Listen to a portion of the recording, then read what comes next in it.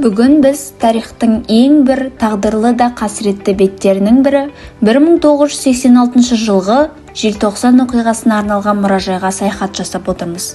Бұл мұражай ерлік пен елдікке құрылған қасиетті орын.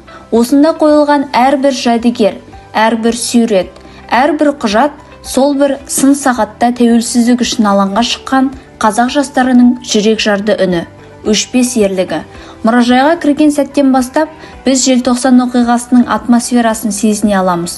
Мұнда сол күндері қолданылған плакаттар, студенттердің жеке заттары, алаңда болған сәттердің фотосуреттері мен бейнематериалдары, жазықсыз жапа шеккен жастардың іс құжаттары сақталған.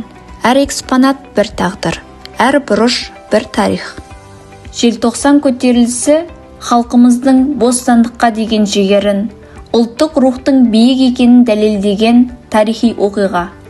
Қуғын сүргінге ұшыраса да, көптеген жастар өз ұстанымынан таймай, елдің ертеңі үшін күресті.